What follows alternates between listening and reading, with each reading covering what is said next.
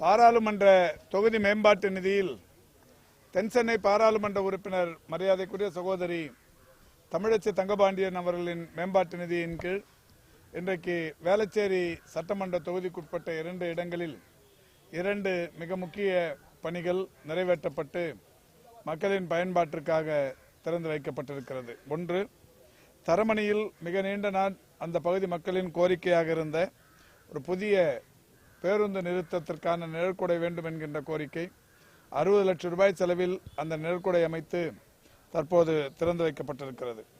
அதேபோல் நம்முடைய வேளச்சேரி தொகுதி ஆதம்பாக்கம் பகுதியைச் சேர்ந்த லக்ஷ்மி அயக்ரீவர் நகர் பகுதியில் உள்ள விளையாட்டு திடலில் இப்பகுதியைச் சேர்ந்த விளையாட்டு ஆர்வலர்கள் வைத்த கோரிக்கையை ஏற்று பாராளுமன்ற உறுப்பினர் அவர்கள் 2023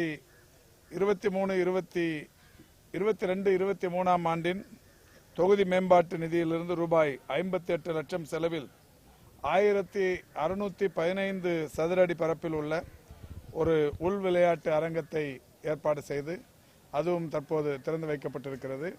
இந்த சிறப்பு மிகுந்த நிகழ்ச்சிக்கு தொகுதியின் சட்டமன்ற உறுப்பினர் ஹசன் மௌலானா அவர்கள், அதேபோல் இந்த மண்டலத்தின் வார்டு குழு தலைவர் திரு துரைராஜ் அவர்கள், மாநகராட்சி மன்ற உறுப்பினர்கள் பெருமதிப்பிற்குரிய திரு பாஸ்கர், ஆனந்தன், மரியாதைக்குரிய சகோதரி மகேஸ்வரி முருகவேல் போன்றவர்கள் பங்கேற்று முன்னிலை பொறுப்பேற்று இந்த நிகழ்வுகள் சிறப்பாக நடைபெற்று முடிந்திருக்கிறது.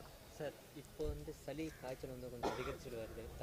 சுகாதார சார்பில் என்ன மாதிரி நடவடிக்கை எடுக்கப்பட்டது? இது வழக்கமாக இருக்கிற அந்த காய்ச்சல் பாதிப்புகள் தான் அதிகரித்து வருகிறது என்பது ஒன்றுமில்லை. வழக்கமாக வருகிற அந்த பாதிப்புகள் தான்.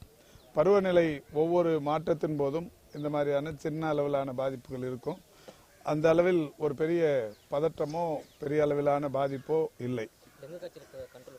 டெங்கு மிக மிக கண்ட்ரோலில் இருக்கு. கடந்த ஆண்டு தான் இருப்பதிலேயே மிக குறைவான வகையிலான பாதிப்பு, உயிரிழப்பு என்பதெல்லாம் கடந்த ஆண்டில் இருந்தது. அதே மாதிரியான தொடர்ச்சி தான் ஜனவரி தொடங்கிய நாளிலிருந்தும் இருந்து கொண்டிருக்கிறது. தற்போது சபாநாயகர் திமுக உறுப்பினர் போல செயல்படுகிறார் என்று நேற்று அண்ணாமலை கூறியிருக்கார் பிரஸ் மீட்ல. அதை எப்படி பாக்குறீங்க? நேற்றுக்கு அண்ணாமலை பேட்டியை நீங்க பார்த்திருந்தாவே தெரியும். சபாநாயகர்னு சொல்லவே இல்லையா, ஆளுநர் தான் சொல்லியிருக்கிறாரு.